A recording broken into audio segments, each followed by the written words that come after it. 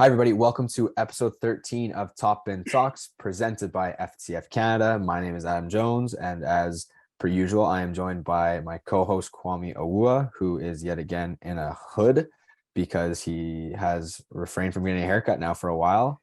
Apparently, it's in some awkward stage. I don't want to be reporting anything that's not supposed to be reported, but there's a reason why you see him in a toque and a hat or a hood every single episode at the moment. Hey man, I'm gonna change my name to K Boogie with a hoodie. I don't have my barber here. My two barbers from Kicked Up Culture, Chris Snanko and Markel Sadler. Those are my barbers, and I haven't found anyone out here to trust yet. So, therefore, the hoodie might be staying on, the beanies might be staying on, and that's just the way to do it. Honestly, and with our intros, we're gonna get a little bit more flavorful. When he's introing, sometimes I'm gonna start doing some gun noises like boom, boom, boom, boom, boom, or one of those ones. So, and it's crazy that some. Oh, sorry. Anyways, we gonna do some more ad libs and all that. But yeah, never got a haircut. Don't plan on getting one anytime soon. So y'all gonna have to see me with this. Yeah, to start hiring people to be like, hey, can you go get a haircut at that place? I want you to get this, this, and this, and then you're gonna start evaluating afterwards. And yeah, until someone pays me to get a haircut. Imagine. That's what it's gonna have to come down to. One more thing. Happy International Women's Month. Or is it Women's History Month? Boom, that's what it is. Women's History Month to all the women out there. The other day was International Women's Day. And hopefully all you guys said celebrated with, or at least showed appreciation to your mom, your grandmothers, your girlfriends, if you have any, your wives, your sisters, any women in your life that are important to you. And as a segue, because I'm about to be a segue king, we about to talk about the Canadian women's national team. So take it off, Adam. Yeah, obviously, huge news in Canada Soccer with the meeting with the Heritage Committee, and Canada Soccer also releasing their side of the story online, which, again, it sucks we have to keep talking about this. I hate it, to be honest with you. It really fucking sucks. Canada Soccer said they didn't want to negotiate in the public eye. They wanted to keep it private. And then I guess from their point of view, they felt forced to release a public statement about how they're negotiating, which is the exact opposite of what they said. But it did outline quite a lot. It outlined at least where they feel they're coming from. Again, I think it's hard for anyone to truly think they're being completely transparent. They have a meeting with the Heritage Committee coming up soon as well, just like the women just did, with Christine Sinclair, Janine Becky, Quinn, and Sophie Schmidt, who were presenting on behalf of the Canadian women's national team and answer questions from the MPs. So that's coming up, which will be interesting, but there is a lot of shit going on. Yeah, honestly, coming into this week, I never thought we'd have that much to talk about. And then like literally the last 2 days, today and yesterday, shit was just blowing up. So just hearing about the situation constantly since last year, since even before that, it's always been at the head of discussion within the CSA, and it's tough. 100%. We don't want to falter when we're making a decision when it comes to this. But I just think it's about time to just get this shit over with. Like, give them what they want, give them what they deserve, and keep it pushing. It should have been something that was done a long time ago. And now with social media and everything, it's coming a lot more to light, and people are being a lot more vocal about the unfairness. Equality in working conditions should be same across all fronts. That's what I believe. And if they believe that they can continue to put out a good product, like, why not invest into them a lot more, just like how we invested into the men's game. There's a lot of national team players that have been commenting obviously over the situation, men and women's national team players. But I just hope we can see both sides of the argument. And like I said last episode, or 2 episodes ago, let's just come to the table and come to a compromise, find a way where both parties are happy. And because there's not one way of seeing it, and it's not one way of coming to a solution, but there's a way for both parties to be happy. I might not know how they're gonna get to that solution, but there's definitely a way to find to make two parties happy. Do we want to go into detail about what the new proposed CBA is? Yeah, why don't you go into that, and then I'll go into so we'll talk about that for a little bit, and then afterwards I'll talk about just notes that I took watching the Heritage Committee meeting. I know I don't think you had a chance to watch too much of it, Kwame, but I'll kind of No. break down my notes and stuff, and then get your reaction to some of those points. But Okay. yeah, let's And then start with that. I'll look over the CBA agreement. Yeah, let's start with the Yeah. let's start with the proposed CBA agreement that Canada Soccer released publicly.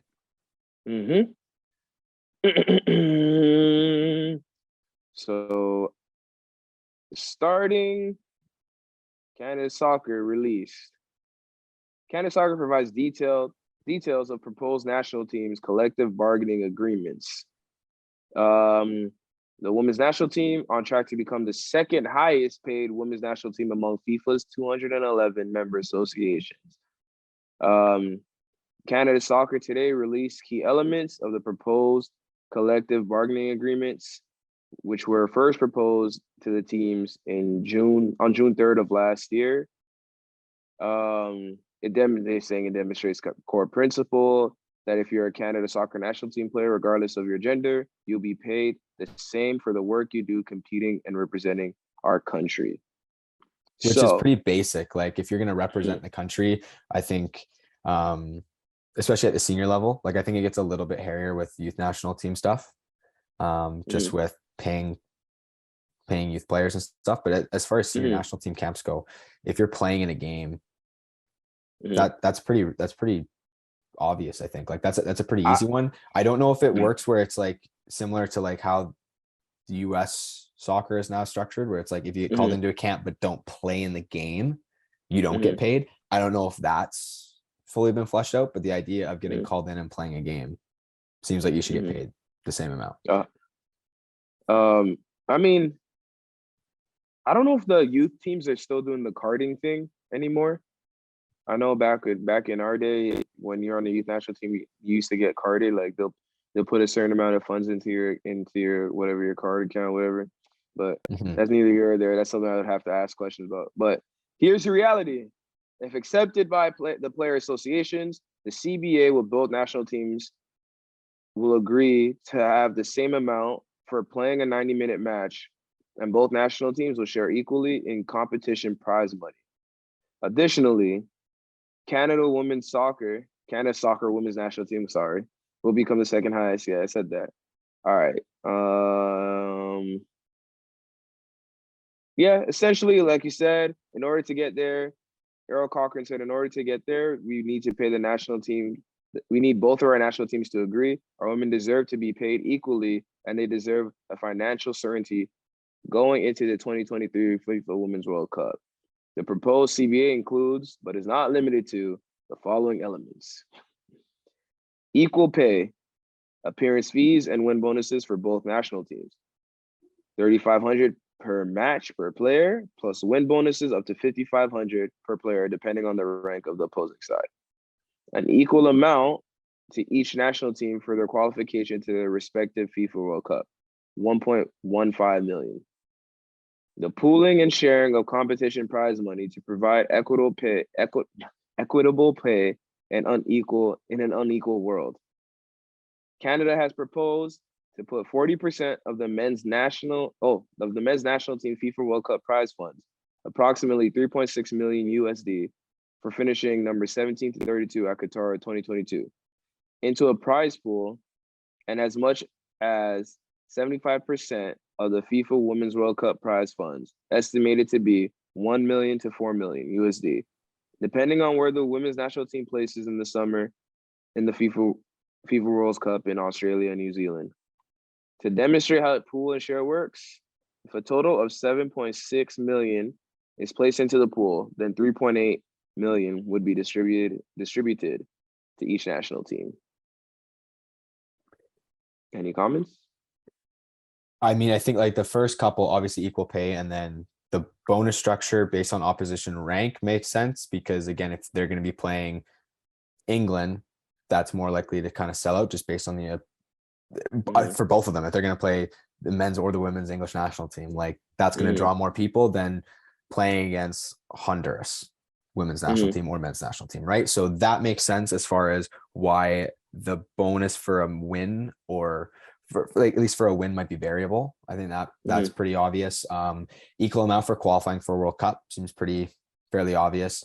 The pool, I mean, I didn't agree when the did it, and I don't agree now, just because I think it puts a cap on success for either of them, Mhm. right? If the women's World Cup makes more money than the men's, then they shouldn't have to share prize money, and vice versa for the men's, right? Mhm. I personally just I personally disagree with that idea and the sentiment, just because at the end of the day, it's an entertainment. It's an entertainment business, and if one's making more than the other, if the percentage was way off, if the Mhm. men were making 80% and the women were only making 20%, that's a huge discrepancy that needs to be fixed, right? Mhm. But here they're talking about even increasing the percentage that the women get from their prize money to try and make up for this, to try and make it as equal as possible, which is it's a good endeavor, I guess. Mhm. But to sit there and say that if they don't finish high enough and they don't get as much money, that it seems as though if the women don't win the World Cup, essentially, they're not have to take money from the men's World Cup prize pool Mhm. and redistribute that. That's what that line seems like, at least the Mhm. way it's worded. Um, and I personally just disagree with it. I think you go to your own tournament, you deserve to have that much money. Like, what happens if at the same like is that become null and void if one of them doesn't qualify?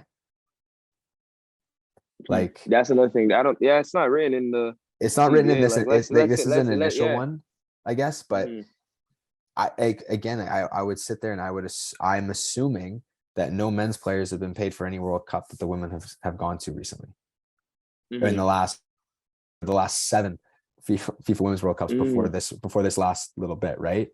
Mhm. Um, which is 100% correct. None of them played in that tournament. They shouldn't To receive be any of fair, that money. this is. I mean, when I was called to the national team in I mean, 2018 was a long time ago. So, but the funds are not as much as they're getting now. So, I mean, even to play in a game to get called for a cap, like camp or whatever, you weren't getting this. So, I can only imagine how much they were getting paid before.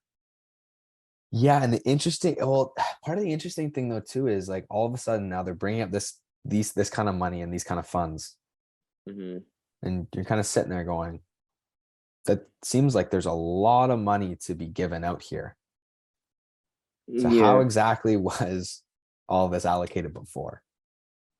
Like that's they what I came up with mean. this pretty fucking quickly, right? Like the CSA Hmm. side of it, like they came up with these numbers pretty fucking Yeah, quick. that's how I was like, yeah, how much money were these guys getting paid before? Like, what was Well, the structure? What was the structure of it before? Is it whatever revenue or whatever teams are getting is what teams get, and you split it amongst you guys? Because then it's like, it's just almost unfair. That then you just look at the fans, just saying like, damn, we don't. The fans that say, "Oh, women's soccer shit, women's soccer is that," then they're to blame for the reason why there's not as much revenue going into the women's game. yeah, no, Yeah. I think like that's the part that everyone kind of listening and reading what's going on right now. I think all Mm-hmm. like you can look in at yourself and be like, oh, well, I supported them. Okay, well, to what extent, right? Mm-hmm. Like we've said this before, that the fans are the ones who've put the players in this situation. Mm-hmm. We're the ones who didn't invest. Like, again, Mm-hmm. we're gonna get into the elephant in the room is CSB, because the women Mm-hmm. hate that fucking deal. They Mm-hmm. fucking hate it. And part of that is like, oh well, there's no women's CPL league, which there was plans for.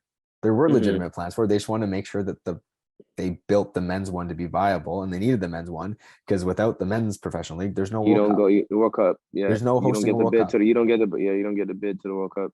So that was a preliminary, like that's a different barrier that obviously needs to be cleared within the regards to the why the CSB is important and all that kind of stuff. Yeah, but there Um, is more. There is more in this. So hold up. It says equity in the high performance environments. So essentially, The interim funding agreement, women's national team made 9 demands in the evening of February 9th, 2023 for preparations for their World Cup. Canada Soccer has agreed to in writing or is currently addressing all 9 demands made by women, which include comparable budget for the 2023 FIFA Women's World Cup preparations as men's national team budget for the 2022 World Cup preparations, not including compensation. 2, a detailed breakdown of the men's national team budget from 2022 and an agreement to share future budgets between the men's national team and women's national team. 2A, breakdown of the men's national team compensation through 2022. 3, a detailed outline of compensation structure proposal, commitment to sign before April FIFA window, a compensation agreement with the women's national team that will cover the period from January 1st to December 31st, 2023. Wow. Agreement will be an interim agreement. Agreement will include compensation for friends and family travel on the terms already agreed to. Charter flight for Jamaica qualifier, single occupancy rooms for any future 2023 camps, chef at the World Cup, written guarantee of these things signed by Canada Soccer representatives with authority to bind the association, and at least 1 home game to be scheduled in advance of the World Cup.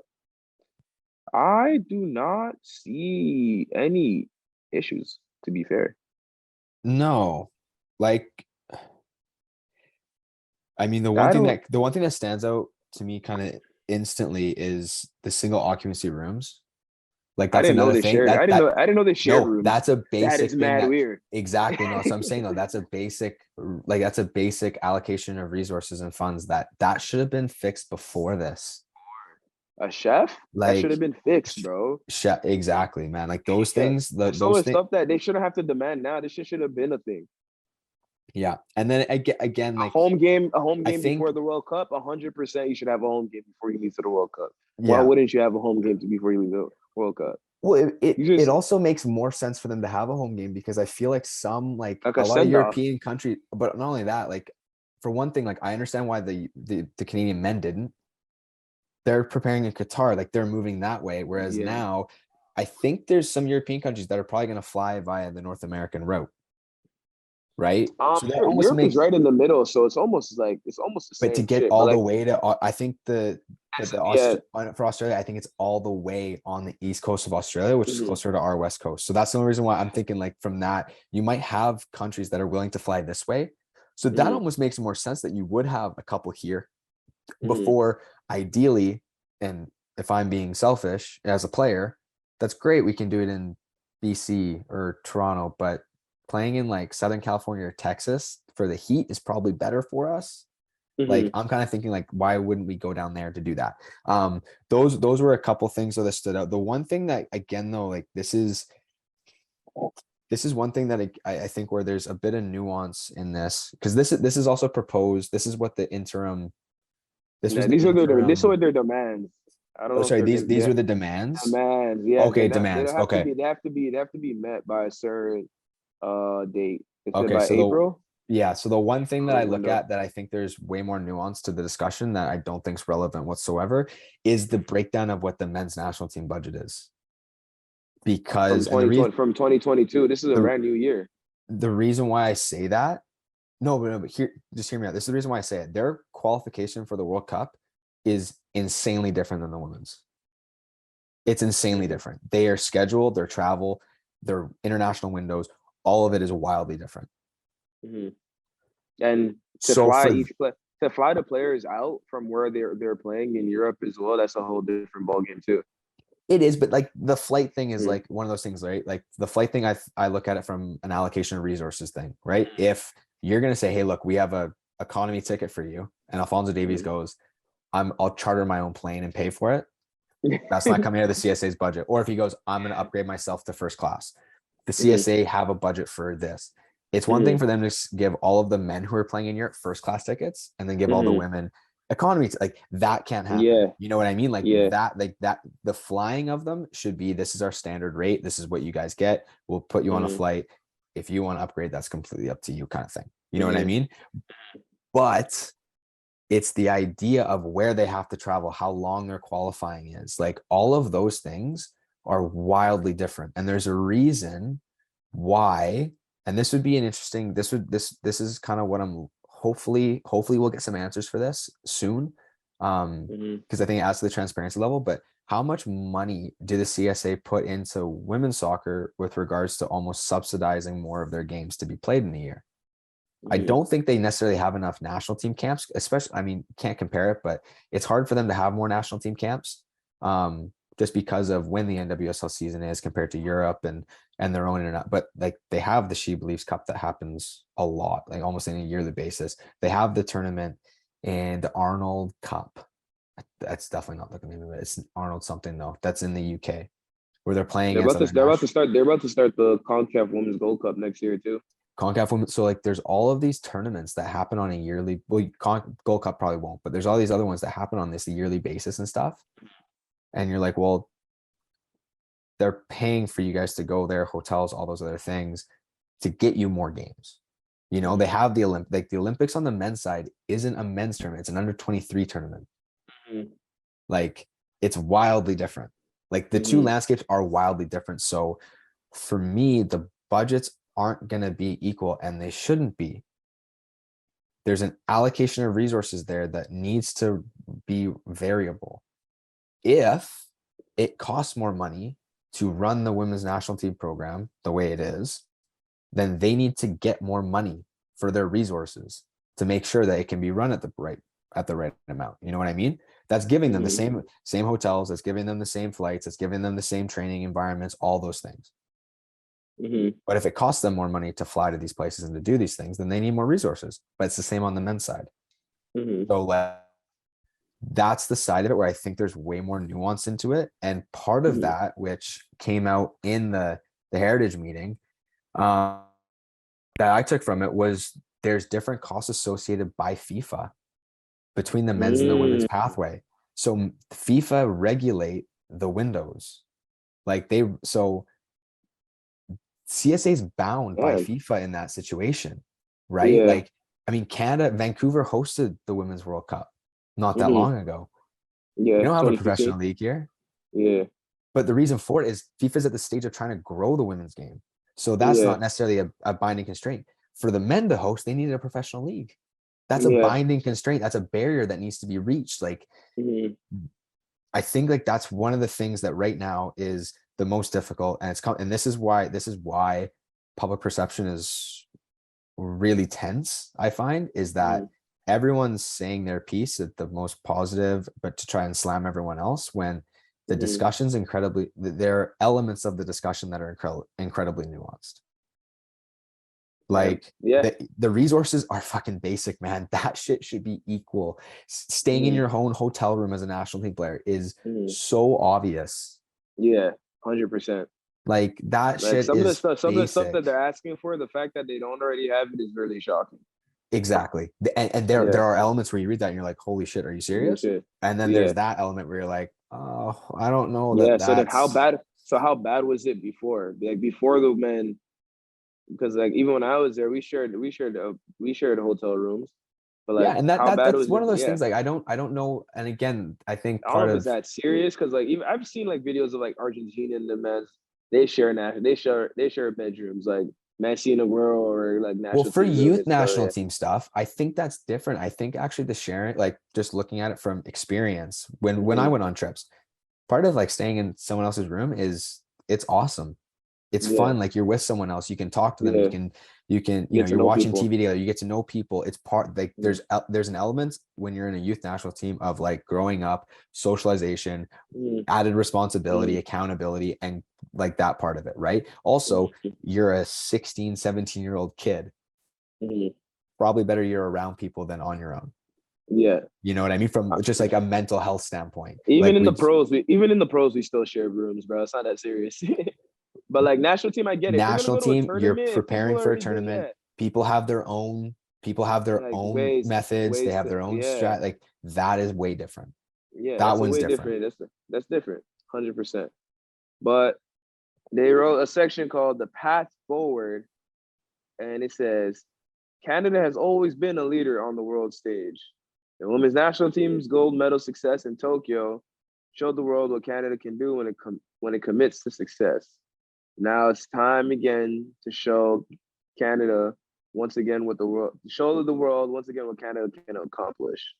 This time with respect to gender equality and labor relations.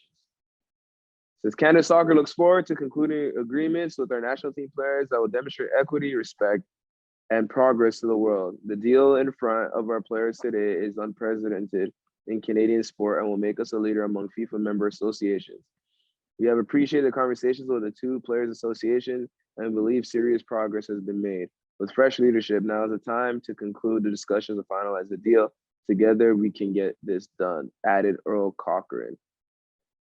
Well, I mean, personally, I hope all this shit is over with. Yeah, man, it's getting repetitive, and it sucks that I don't mean to say it in a negative way. It just sucks that this is what like I had to go to, and I know there's been some national team players talking about like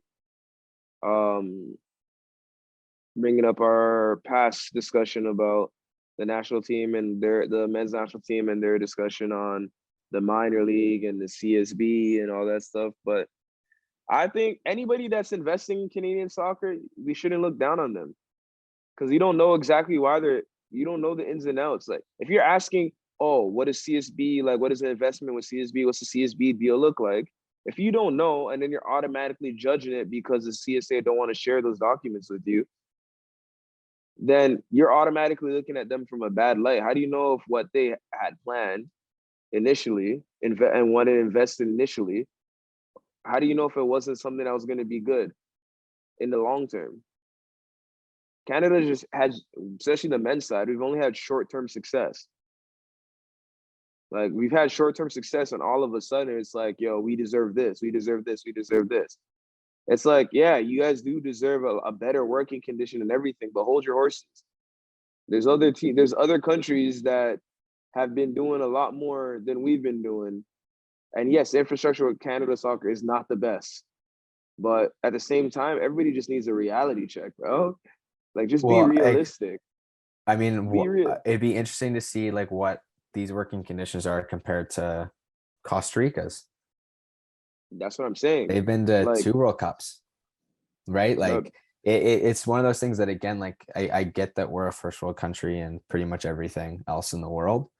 We're not in this. Sports is always sport has always we have to be realistic. Difficult in this country though, but like sports in general. Some other countries pour they'd be like, yo, fuck society, put all our money into our sports, into our soccer. Let's use Brazil and Argentina. Put all our money into soccer. If they win, they bring back so much money back. If they lose, we fucking want to shoot them because that's everything we poured our heart and soul into you guys. That's how they look at it. Don't get me wrong. Those guys are lowest of the lows in the GDP per capita. But like, as Richard said in our last podcast, there's a reason. The investment and the passion and the fanatic, which is short-term for, was fans is short-term for, they're willing to sacrifice everything for these guys to be successful because in turn it helps them. It helps their pride and stuff, right? Like, but that's the part of sport here that like it just doesn't quite compute with us, and and that's just part of it, man. Like it's a cultural thing. It's the one thing hockey did right. Hockey did it right where they built this culture, but they did it through small towns. They build a culture on small towns that's in a freezing ass country. But it's like if you look exactly, there's snow, so they had a frozen pond in the backyard and they did that. But like if you look at it, the thing that created that culture though was the only way out of that small town. The only way out of the favelas in Brazil is to kick a fucking ball. Like that's where the culture comes from, right? Like so that's just it's a small part, but well, hopefully all this shit gets done. Hopefully it just gets fucking done, man. Like, so they can those women can keep balling now. We start focusing on the pitch shit again, man. Like they've got a World Cup coming up. We're not even focused on their World Cup? Why is Christine Sinclair at the Parliament, bro? Fam, my girl wants to be playing footy. She don't want to be having these conversations with Mr. Trudeau and things like that. Like my girl Janine Beck, they want to be playing football. Like, why are we having them be their own lawyers? Why do we have like, yo, this is outrageous. Like, why do they need to continue to do all this? I mean, obviously they need to continue to do all this because it's not in the right spot. But like, fuck, Yeah, it's no. just getting out of Yeah, it's getting out of hand. it's getting to that, right? Like you just want everything to come to you just want them to come to the table and have like, okay, look, Yeah, bro. no one's Throw it. over the moon. No one's thrilled about what they got, but everyone's happy with where the direction is. Like that's basically what we have That's to get it. to. Where are we moving towards? Yeah, and I mean we'll touch on like the Heritage Committee meeting here just really quickly. I took a couple notes. I think like the most important thing and the most interesting thing that will come from the next meeting, which is with representatives from Canada Soccer, will be the transparency of finances. Yeah. That'll be the most interesting thing because I think it's important to understand that like we said earlier, the numbers they're throwing out aren't small. And so they obviously know that they have that, not necessarily a reserve with that kind of money, but they know that annual income can cover for that. So it's interesting to know what the current allocation of that funding is. That'll be interesting. Obviously, they want equitable resources for national team camps and youth national teams, which is a foundational thing. Like the youth national team stuff is so fucking important. And again, that's where sometimes I look at the figures they throw out for national teams and I'm like, ooh, that's a lot of money. I get 60% from the men's goes back into the pool, like the rest of the money. Okay, are we properly funding now youth national team camps during those international windows? Like, are we properly funding that? Like, that's one of those things that I think is way more important. And it's tough to understand where that additional money is really going to come from unless they're transparent and they're like, yeah, like we wasted this amount of money on this shit. Right. So I think like the reporting of finances is the one thing that I think needs to come to light for most of this, because I think it affects the nuance of the conversation the most. Yeah. I think that's because no one knows where the money's disappearing to. No. Or if we don't know what, like, part of it is we don't know how much is coming in, how much is going out. And again, part of it goes to the CSB deal. Part of it goes to that. And again, I'm not someone who I'm not going to sit here and say that thing needs to be absolved or any of that stuff. These are people who've invested money, and like we talked about last week, I think that the part of the reality is any owner of a professional sporting team is losing money. 100%. There are maybe 5 professional sporting teams in the world Yankees make money every year. Do you think the Yankees Cowboys have to pay a luxury tax every year, man? I bet they don't. Yeah, that's why the luxury tax. I think you look at Man United, Cowboys. Like Cowboys be making money all the time, motherfuckers. You would think that's what I say. Comes down to fans, bro. Fans it's not necessarily fans though. It's also like it's the part of it is like the valuation. Like, I'm sorry, the Vancouver Whitecaps fans don't want to go watch that. Their valuation is still, like, don't get me wrong, they're funded by billionaires. They are. They got a couple billionaires in Vancouver who fund them, but the valuation of the team allows those owners to borrow more money, to invest more money into the team. It goes. Like that's how it goes, right? Exactly. That's what it is. That's exactly what it is. So the reality, that's the part of it where it's like, okay, well, like, no one makes money. So this idea that CSB and CPL owners are lining their own pockets, that league's not making fucking money, man. They went through 2 pandemic years.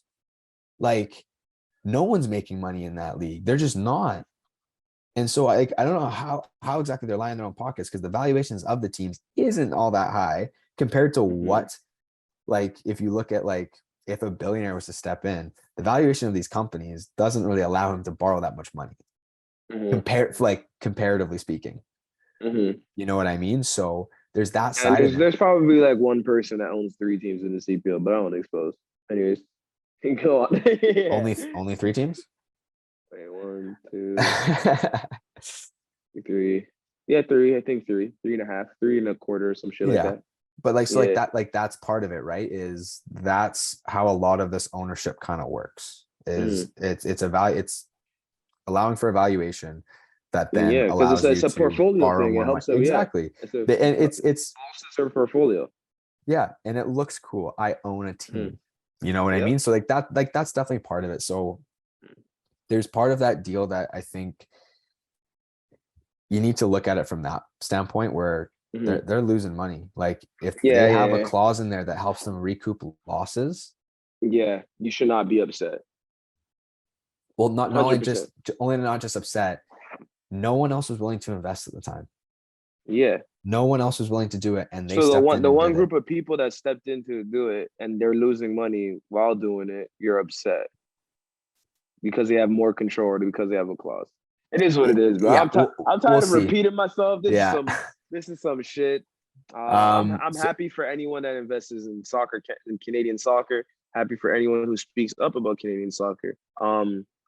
But yeah, so like we and again, I I think like continue I about just the want to bring heritage on thing. Yeah. one thing here, just because um part of it is the competitive calendar is different, right? So that's where Yeah. we talked a little bit with the nuance about budgets and stuff.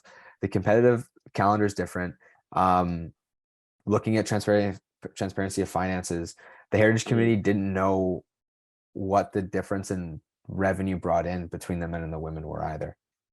So that's another thing Mhm. where you're like, okay, well, that's a good thing to kind of understand and to know like what exactly are the discrepancies for those things, right? It did say that 37,423,125 dollars from 2012 to 2019. I guess they're not counting the pandemic years because the pandemic years, I don't Well, it would have think, killed both of them, right? Like yeah, they hundred like there's no percent. revenue. They couldn't put anyone in stadiums. Um, Compared to the women's 37,773,407 dollars over the same 8-year period. yeah. Not Um, equal. it's not I equal, guess but if it, it's not if that it's I mean $350,000 over that long could of have a went to, time too. It's yeah, pretty it could have fucking went to like a close. club, probably could have went to like for hotels for beats, like, you know what I mean, to be Yeah. single occupancy. Yeah. And just like the last thing I want to say about this, and I think last kind of Mm, part of the topic today is mm, obviously with the new president coming in, mm. being a woman, being, African American, the Canadian women are gone, don't trust her. She's part of the old guard. Um, she's never tried to contact us. She's never stood up for us and all that kind of stuff. Um, regarding like the standing up for the women because she was a part of the old board, I don't really know that you can sit there and claim that because part I of agree with that I agree with the internal women's discussion. national team players. Well, like if you're in that board meeting though, and you're standing up going, "We need to stand up for this. We need to stand up for this," and you Mhm. get voted down, That is true. Like like I don't think you can you like might, yeah, I unequivocally you say that she's that never tried to help us out. Like yeah that's a bold statement without genuinely having going, here are transcripts from the last fucking since 2013 since he's been here. You know what I mean? Like I'm like you're trying to like yeah that's almost putting words in her mouth. That's the yeah. only part of it that I don't really agree with. Um, Mhm. but part that here's the part that's really hard for me to sit there and fully agree with them on. They Mhm. want to completely get rid of everyone on the board. They want to get rid of it. They want a clean house, and we want all new people in here that we trust. Okay, so then where are they gonna get these new people? So here's part of it, right? Um, it's one thing if they go and they say they get a former president of the US soccer, has Okay, experience running a federation, okay. building something. Mhm. That's someone who I would sit there and go, okay, I like that hire, even though they've never been in Canada soccer. They don't necessarily know what the Canada soccer landscape is. They have Mhm. experience in the field. You know what I mean? Mhm. Like that's someone who's hired just as equally, who Okay. understands the role.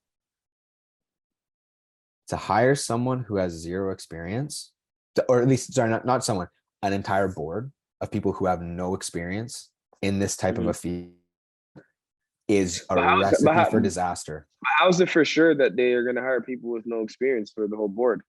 Well, for instance, if you hire a group of ex-national team players who've never owned a business or understand how a nonprofit works or worked in a nonprofit, like they might have experience Yeah, within I'm the sure. I'm footballing sure. I'm sure. I'm landscape. sure. I'm sure they're gonna veto like the people that aren't. You know what I mean? If I'm you sure get they're rid of gonna the do whole their board though, research. if you get rid of the whole board though, who's hiring them? You know what I mean? So like I don't even know who's in the board. To be fair. here's my whole thing, right? It's one of my favorite quotes. It's from it's from the movie Spotlight about the Mhm. was it the Boston Globe uncovering all of the abuse by priests in the Boston Archdiocese, right? Mhm. And it came out that one of the guys who helped uncover it was part of the not part of the cover up, but when he worked there, he did what he was told and Mhm. didn't follow up on this on a story and stuff, right? Mhm. So the quote is it says we often forget that most of the time we spend our life stumbling around in the dark, that when someone finally switches a light on, there's a fair share of blame to go around for the mess that's been made. Mhm. And I think that's part of what we have to kind of look at here is it someone might not have intended for this all to occur, but people's decisions have led to this point. We now have Mhm. to clean it up. You're not going to clean it up by getting a bunch of people out of here and having people come in and go, this mess start, who created it, where all the really dirty spots, like, you know what I Mhm. mean? I think you need a blend where I completely agree bringing on people who have a higher football IQ, Mhm. but they need to learn about how to run a sporting organization. They need to Mhm. learn about a nonprofit. They need to learn about working for a federation. That is all 100% true. But if you get rid of everyone there, who's training these people who bring these different perspectives? You know what I mean? But my thing is, don't you think everybody would have to go through another like interviewing process to weed out the people that are the poisonous ones to the federation? Because you don't want the same poisonous as dudes training brand new blood and poisoning them too, and Well, recycling the whole thing again. Like you said, the there apple is don't that like, you know what I there mean? is One that apple, one element. bad apple touching another bad apple, it keeps Yeah, going, right? there So, there is still, like, yeah, fruit of the poisonous tree. Like there is that mm, potential. But even if you look at how we look at running a country, the same people like a lot of people who have experience in US presidencies, like if you just mhm, look at the US, like you look at the presidency, mhm, well, they're hiring people who've been in those roles before. Have they been mhm, perfect? No, they've made tons of mistakes. Some of them might be corrupt, but they actually mhm, understand how to run a country because one mhm, person alone can't do it, mhm.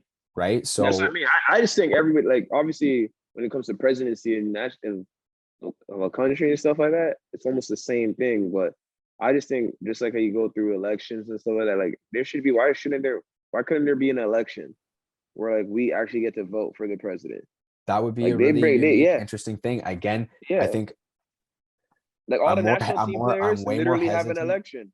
I'm way more hesitant to do that. You know what? It could be something where they have to do it. It's not made public. Yeah, This stuff's presented to the national teams. yeah. That one I could kind of agree with because I completely disagree with having any more of this circus politics going on in That's what I TV. mean. It's gonna be politics. The way that politics are now, where the Yeah, yeah, questions are more about badgering and attacking someone yeah, else personally than they are about actual policy. Because I think yeah. that's Bring in the a closed door election, closed door most debate. important thing here is Bring all the policy. stuff where, yeah, bring Yeah. all your policies and what you want to do with Canada soccer, the candidates, run it by the national team programs, both of them, all of them. Everybody sit down, even if it has to be a pool of 50, the 50-player pool, men's national team, 50-player pool, women's national team. Sit down and present it to them. You do it on a Zoom call. That could actually be an Then they insanely vote, cool idea, and then they right? vote Like in. Yeah, they then vote now they in. kind of have a say. They're now, and the Yeah, and the if shit purpose of hits their the being fan, stakeholders now higher. yeah, if shit hits the fan, you have yourself to blame as well because you voted the person in as well. Yep, you could have So limited now terms, it's all that not kind of like now, yeah, stuff. now it's not like the Spider-Man meme where everybody's just pointing at each other. Yeah, everybody's got to point at themselves. You know what I'm Yeah, saying? no, Like, like that's actually that's a really cool idea, to be honest with you. yeah, Kind because of everybody's interesting thing. And again, complaining. The it's men's national, yeah, it's like a group here fighting this group, and then this group fighting this. Like, yo, it's never gonna, nothing's gonna get solved, bro. So Yeah. unless you, if like you said, don't destroy the whole framework. But anyone that wants to, Because I think any you need people in there who actually understand what the mess is. exactly, You don't 100%. you don't want to bring But all these that's new why, people in and then go, oh shit, we didn't even think about that mess. And but now that's why, everything that, else is tainted because they didn't think about that one. Like, you know what I mean? that's why I like to say the president of the United States, other than Donald Trump, because he understands how to run a business and he's controlled a numerous amount of people because of business side. But like most presidents have started like either a vice president or something. You know what I mean? Like Joe They Biden were a was career brought politician. politician, yeah. Yeah, So like even like Joe Biden, like him being a president doesn't surprise anyone. It's like, yo, you were a vice president before. So it doesn't really, you know what I mean? Hillary Clinton running for president, everybody's like, yeah, I'm not surprised. Like Bill Mhm. Clinton, you're so like just something like that. Like I think that's called like, yo, just bring your shit to the table. See what the players and national team say, the future and the old guard, bro. Bring the man like Dwayne De Rosario, Tiba, all those guys that all the older guys that are like well named in the like Craig Forrest, all those guys, and then bring the new guys that are in right now and the pool players, couple 200, 250 people all together, women and men's national team, bro. Make a decision. Like, all right, this is what we want to go with. This is the person that we want to be the treasurer, the secretary, the whatever. Boom. Bring every shit to the table. Yeah, and That's that's the it. thing. I think it's also interesting to see who's actually interested in those roles, That's because what I I mean. can also imagine people going, I don't want to do that. So That's what I mean. that's the flip side of it. At But least you at least you at I least you have love a that say. idea. I love that idea At though of actually least you have a having a say, bro. closed door, like a closed Yeah, door. use your right to vote, bro. Yeah, vote. That's it. Yeah, So no one gets mad if shit hits the fan. It's on you as well. Not just the CSA, not just the players, not just CSB. Everyone gets a vote. There's still gonna be corruption because everybody's gonna be like it could be collusion or whatever, but like that's not it's not it doesn't happen in real politics anyway. yeah, exactly, At least you have more of a say. exactly. But yeah.